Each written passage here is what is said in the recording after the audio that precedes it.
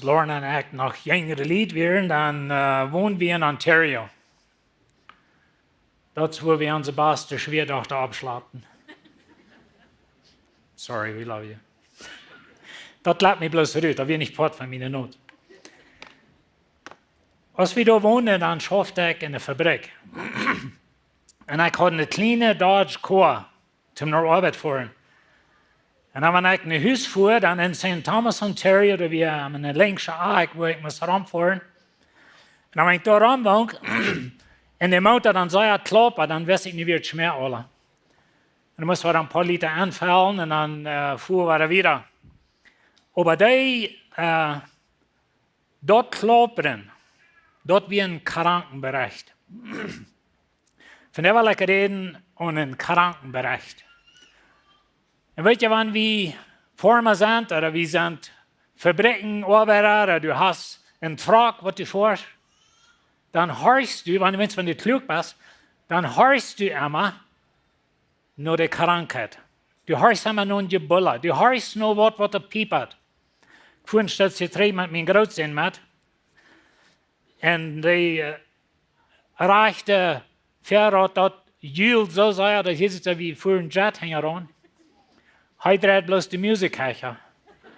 So, dann muss ich am Lehren, dass Leer wir verbraucht werden in der Reifen. Und so, dann musst du mal nie Leer schneiden. Und weißt du, im Krankenbereich, dort geht gar schein. Krankenbereich, da kann es negativ sein. Und das ist, was diese Botschaft in gewissen Minuten von dir auch ist. Das ist ein Krankenbereich. Und das ist negativ. Nächste Sonntag will ich die ganz positivste Botschaft bringen, was ihr ever hören wollt. Das sage ich eigentlich aber nicht. Aber von der aus nicht, in der Hinsicht nicht eine negative Botschaft, es ist eine negative Botschaft, aber sehr wichtig. Und so, wenn du für einen Doktor sitzt, und der Doktor sagt zu dir, okay, komm ich das wieder abfixen. Der Doktor sagt für dich, du hast Krebs. Dann weißt du dort, dass das eine negative Botschaft ist. Und ich habe so viel, ich dann ein bisschen studieren. Sie sagen uns, dass, und das ist ein bisschen verschieden, wo du studierst. Aber sie sagen uns, dass da waren einer oder zwei, waren Krebs haben in ihrer Lebenszeit. Ein anderes Studium sagt einer oder fünf. Das leicht ich all da, einer oder fünf. Aber wir wissen alle Menschen, was Krebs haben. Oder was gehört haben. Oder sind gestorben an Krebs. Und so, wenn du für einen Doktor sitzt und der sagt dir, du hast Krebs, das ist eine negative Botschaft. Aber das ist eine wichtige Botschaft. Wir tun einmal vielleicht einen Bluttest oder wir tun mal, auf Englisch sagen wir eine Diagnosis. Nicht, wenn du einen Fertig hast und der hat allerhand Lichter an der Spurt und dort dacht, du dann forschst mal, wo wer einen Computer hat, der das versteht, mal anplagen sein, was auch mit dort. Das ist ein Krankheitsbericht. Das ist negativ, aber das fehlt uns, zum da was mit tun. Na, wenn wir in Krankenbereich kriegen oder einen Krankheitsbereich, dann können wir dort zu sich schieben. Wir können dunkel sein, du kannst über die Licht und Tape überbauen, dass dir nicht bohrt, dass das rote Licht da. Und dann forscht man das alle fast. Nicht einer hat gesagt, er hat fein geschafft für wir. Das ist mehr immer so. Schafheimbert steht. Aber ein Krankheitsbereich ist sehr, sehr wichtig für uns. Aber weißt ihr, das gibt noch einen Bereich, der ist noch sehr viel eher, als du hast Krebs. In dem Bereich ist, wenn du vor Gott sitzt und der sagt, du bist in deiner Sinn tot. Tim, dass wir wollen überhaupt jemals Jesus annehmen, damit wir das erst glauben in uns Leben. Dass ohne Jesus sind wir geistlich tot. Na, das Tod hier meint nicht, dass du nicht lebst. Das meint deine Verbundschaft mit Gott, das ist zwei. Du hast die erste Krankheit, die es gibt, und da, wer die heilen kann, der strahlt das auf. Das ist, was geistlich tot meint. Aber ohne dass wir das weiten, ohne dass wir das annehmen, wollen wir da nichts mehr tun. Na, weißt ihr, Schreef kann den Körper dort merken in die Zukunft hier auf dieser Erde verändern. Na, das ist ein schweres Ding. Du bist eine junge Mama, du hast Schreef, oder du bist ein Fuhrer, du hast Schreef, und der Doktor sagt, du wirst noch 6 Monate leben. Dort ändert die Zukunft auf dieser Erde sehr. Und das kann ein schweres Ding sein. Aber Sinn merkt die jährlich dort. Und das ändert die Ewigkeit. Und das ist nochmal eine ganz andere Geschichte. Die Zukunft auf diese Erde ändern, das haben wir alle beleben. Das alle Hand in uns Leben ändert Dinge für uns. Aber wenn wir jährlich tot sind, das ändert die Ewigkeit. Aber Tim, dass wir unsere Ewigkeit auf der rechten Stelle zubringen können, dann musst du das einmal annehmen, dass ohne Jesus bist du jährlich tot. Kreiden und wo schmeckt dir das sind? Kreiden und was von der Kleidung die du anhast und wo deine Haare sind und als du zu der rechten Kirche gehörst und als du getauft bist und du bist Messias in die Kirche, oder als du in Pietzbau geforscht, oder Peckenräder, oder was du oder du das viel Geld mit der Arme geben, das hält sich alle 100% leg. Ohne Jesus bist du jährlich tot. Die erste Arbeit von Doktor ist, wenn ein Mensch für sich setzen hat, wo er ganz gesund ist von Beten. Und den muss sagen, du hast Schreef innerlich, das ist sehr aggressiv, und du wirst in 6 Monaten wieder tot sein, bloß menschlich noch nicht geschickt. Und ich denke einmal, die erste Arbeit für mich als ein Prediger ist, wenn ich die, wo er ganz schmack sitzt und von Beten gesund sitzt, und da sitzt du, da hast du die Entjes alle nur und ich muss die sagen, du wirst auf ewig verloren sein, wenn du was jährlich tut. Und so das ist eine negative Botschaft, aber schrecklich sehr wichtig, dass ihr weiß. Na, ich glaube, die meisten von uns, wir kennen Jesus und wir denken, vielleicht ist das nicht für mich. Aber viele, viele Menschen, in uns nicht falsch, von unseren Mennoniten, wir sind religiös, aber wir kennen Jesus nicht.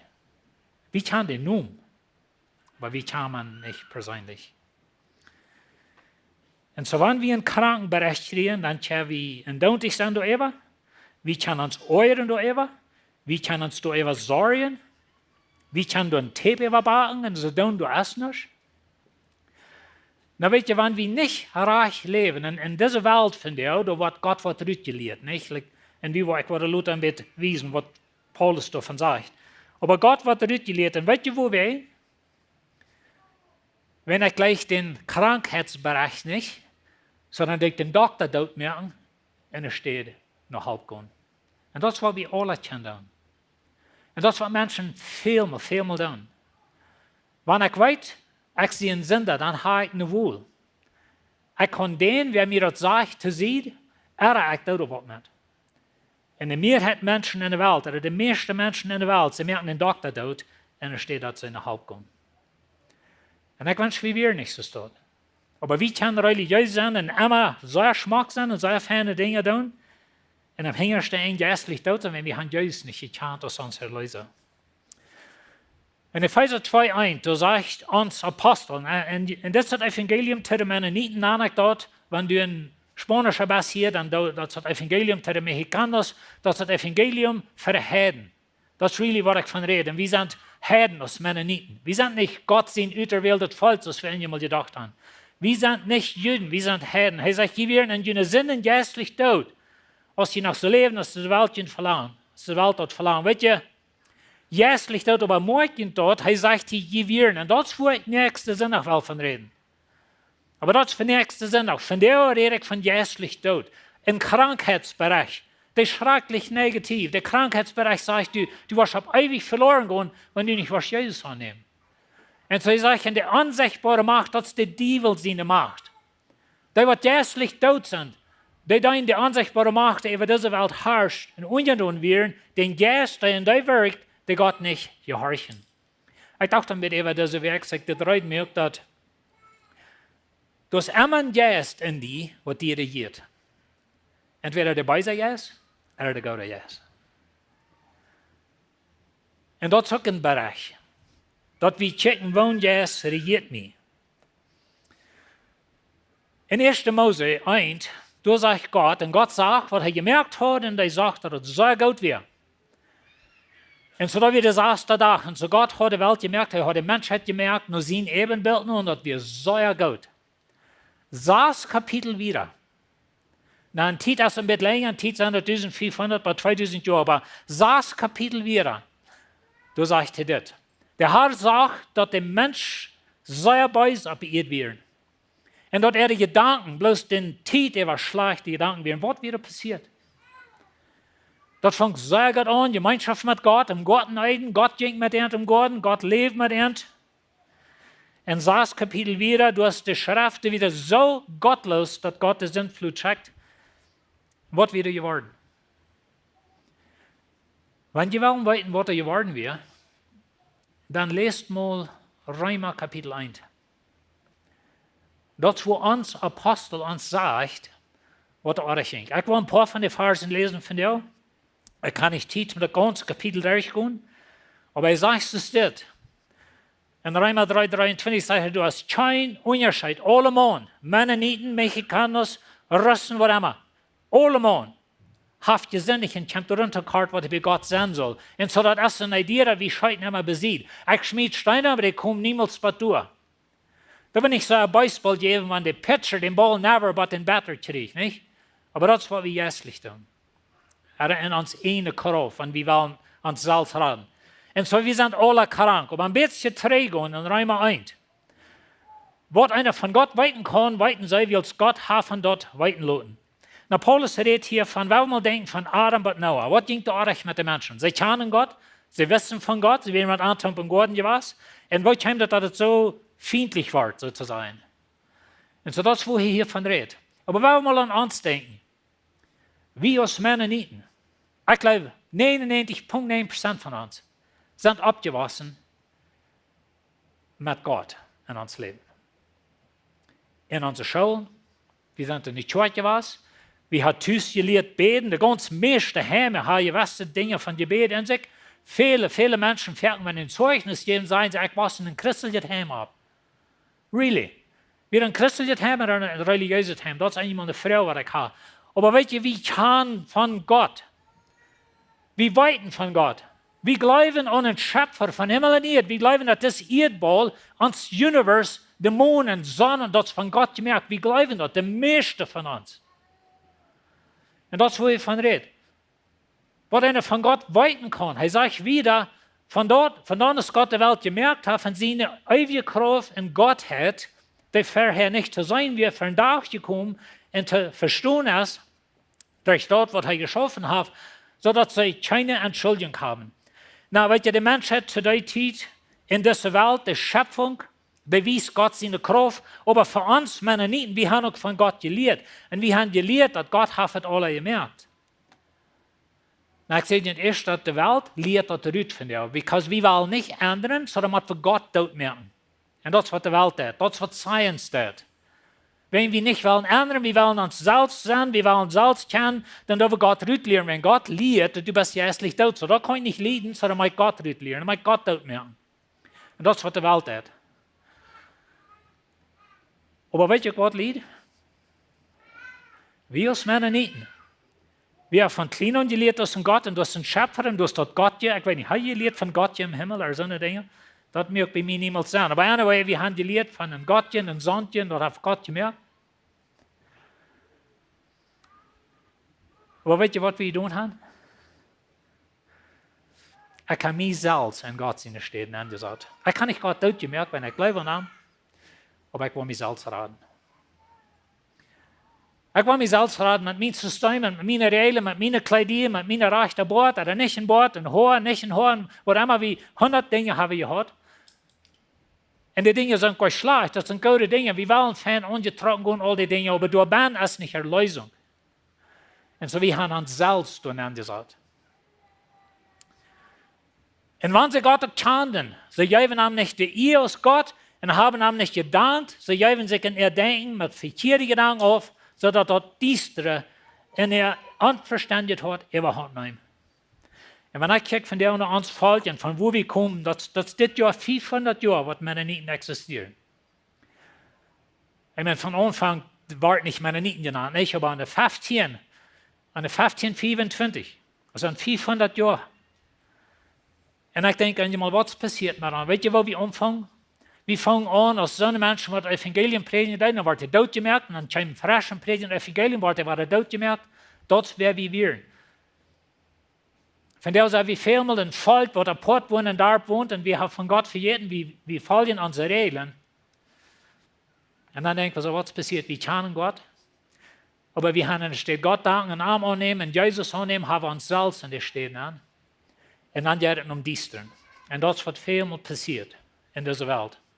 So, wenn wir das Licht nicht annehmen, nehmen wir die Dienstnis an. Du kannst nicht das Licht nicht annehmen und auch nicht Dienstnis. Du hast ein das andere.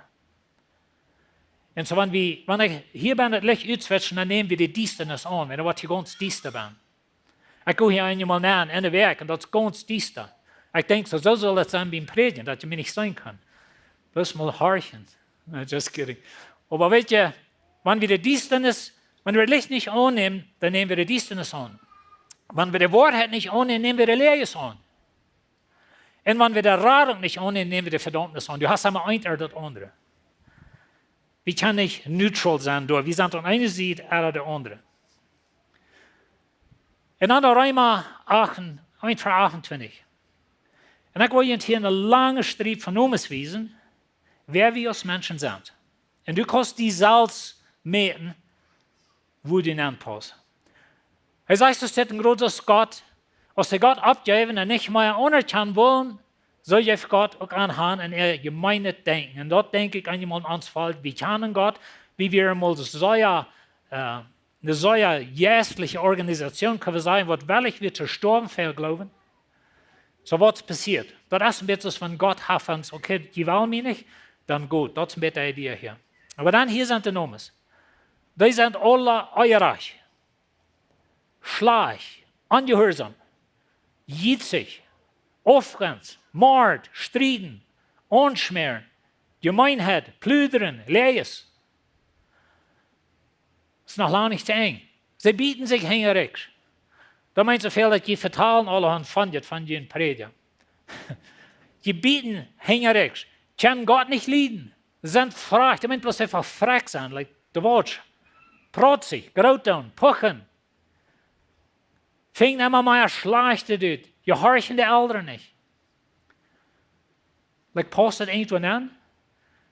Kein Verständnis. Sind nicht zu trühen. Nicht in der Schaf, nicht in die Zeug.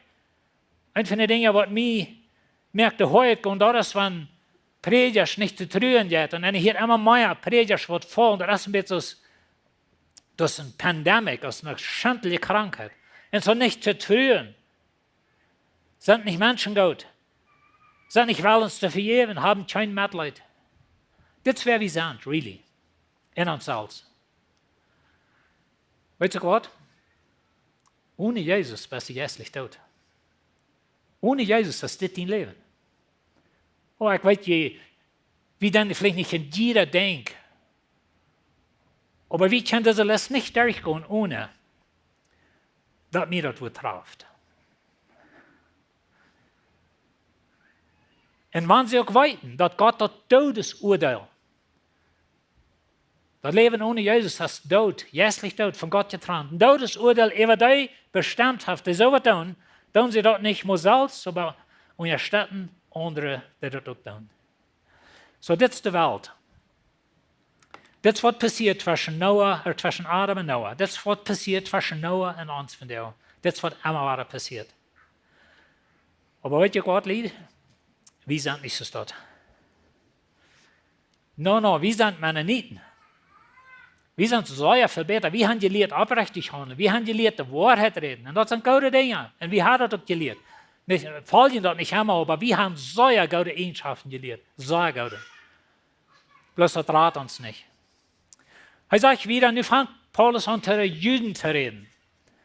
Jeder andere Rechten haben keine Entschuldigung. Die verdammen selbst, weil sie kriegt das tun, was die Rechten. Und das ist einmal der Trouble bei uns auch, dass wir rechten Menschen, das sind Weltmenschen, die tun so, die anderen, ich sag den, beim Bayerstuhlstall holen, der hat eine lange Haare, der hat einen Kartenrock, oder was immer das alles ist, 1000 so eine Dinge. Wir rechten Menschen, because wir sind besser. Aber wir sind gleich. Nicht wörtlich, äußerlich können wir uns unterschluten. Du nennst die ein Jude, ein Mennonit, ein Mexikaner, und verlässt die auf das Gesetz und bist stolz damit, dass du Gott kennst und mit seinen Willen bekannt bist.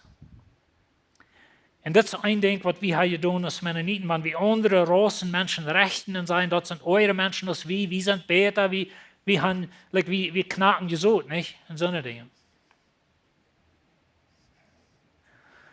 Warum das du, dass die anderen belehrst, die dann nicht selbst belehren? Das ist eine gute Frau. Das ist eine gute Frau. Und dann hat wir einmal, wenn ich ein anderer Mensch rechten da, von dem, was der vielleicht ein bisschen anders steht als ich da, will nicht mal stillhalten und sein, was ich. Das ist ein bisschen, wo ich von rede. Weißt du, die Juden, die sich berufen, sie wären die Gott sind falsch, sie wären nicht so die Heiden, sie hatten ihre Synagoge, sie hatten ihre Anbetung, sie hatten ihre Opfer, sie hatten das ganze Ding, Kraxus wie her. Und sie wären besser. Was sagen wir nun? Sind wir Mennoniten, Juden, besser auf? Nee, ab kein Weg. Wir haben dort klar bewiesen, dass beide Juden und Griechen Sünder sind. Ich glaube, wo wenn viele Mennoniten nicht ihr Leben Jesus geben, erst wenn sie glauben dort nicht, dass sie krank sind. Wir sind die Mennoniten. Wir sind die Kirche. Ich sehe Taufe, ich gehe hier bei der Kirche bei. Und so wären die Juden. Der Pharisäer in der Taxkleid, der ging in den Tempel. Die weiten die Geschichte. Der Pharisäer hat dank Gott, was für ein feiner Mensch ist. Und heißt nicht so, dass der Zellner, heißt nicht so, dass der Taxkleider. In welchem Lied, das einmal uns denken, als wir tauschen oder nicht. Aber wir sind besser. So ist das geschrieben, steht, du hast keiner, der gereicht ist, auch nicht einer. Du kannst nicht negativer werden als das. Was das sagt, erst, dass du hast keiner, was soll ich was? Nicht einer. Ohne Jesus. Nochmal wie annehmen Lied. Und du wirst niemals Jesus wirklich annehmen, wenn du dort nicht wirst ansehen, wer du bist. Und wer ich sie. Du hast keiner, der Verständnis mit Gott hat, oder nur am Segen dort. Und so das ist negativ. Sie haben alle Gott sein Weg verloren und sind nutzlos geworden. Du hast nicht einer, der noch tät, was gut ist. Das ist schrecklich negativ. Und Paulus redet von den Heiden und den Juden beide. Nicht bloß die Heiden. Nein, wir sind eben Heiden, so wie hier in der ersten Gruppe nennen. Aber das ist so wichtig, dass wir das annehmen. Ich weiß, das ist negativ. Das seht ihr schon. Aber ohne den Krankenbereich wirst du keine Pille annehmen. Wohin wirst du? Du bist gesund. Aber jährlich sind wir tot ohne Jesus. Von Gott getrennt. Du hast keinen Unterschied. Kein Unterschied. Mennonit, Russ, Spanisch, Chinese, halt Glück. Du hast keinen Unterschied. Alle Mann hat gesinnig und kämpft durch den Kart, was die bei Gott sein soll. Aber weißt du, was Lied? Das ist nicht das eng. Gott sei Dank, das ist nicht das eng. Schenkt Gott an der Reichfolgung und Gnaden durch die Rettung, die in Jesus Christus ist. Von das werden wir nächstes Sonntag reden. Ich lasse eine Geschichte von einer Frau. Ihr bester Freund befreit sich. Und sie hat eine Einladung gekriegt. Und so sie soll schreiben, RSVP, was immer jeder alle an, nicht? Die sind bekannt mit das. Wenn ich nicht sage, direkt Onkas kommt, dann kriege ich kein Steak bei dir Haus. Nicht so heirat. Das wird sehr einseitig. Aber anyway, sie hat nicht geschrieben. Und sie soll aber schreiben. Und so die Tag, sie strakt das zusammen, sie macht eine Masterland gehen, ein Business-Trip, was immer da alles ist. Sie will schreiben, aber sie deut nicht und hat es versiemt. Und ist die Haus da hier und sie jagt ein paar Stunden nach heute Sonne durch die Haus. Und als du da Hand kommt, dann ist du einer bei dir mit einem Buch und der sagt, okay, die checkt du die Liste, und er sagt, die Nummer ist hier nicht bei. Die kostet hier nicht nehmen. Aber das ist mein bester Freund, der war so traurig, wenn ich nicht sehe, wir sind in der derche Schule, aber top, du warst das mein bester Freund. No, die Nummer ist hier nicht bekannt. Das ist nicht Hass. Wo schrecklich viel euer war das sein, wenn wir vor Gott stehen und er wird sagen, Himmel, fing die Nummer hier nicht in der Bücher. Weet je, wir haben Radung in Jesus. Ich will nicht schließen mit eine negative Botschaft. Aber der Krankheitsbereich sagt, dass du bist tot in Sinn ohne Jesus. Du hast gelernt, das von dir anzunehmen, oder du hast vielleicht, und Gott sei Dank, wenn du nicht hast, hast von dir noch gelernt. Weil der Tag kommt. Und es wird so wichtig sein, dass wir RSVP tun. Das wird so wichtig sein, dass wir nun durchstellen. Und ich kann dann lernen, ich kann mir da stolz sein. Und eten. Der Krankheitsbereich sagt, du hast nicht gesagt, dass du kämpfst.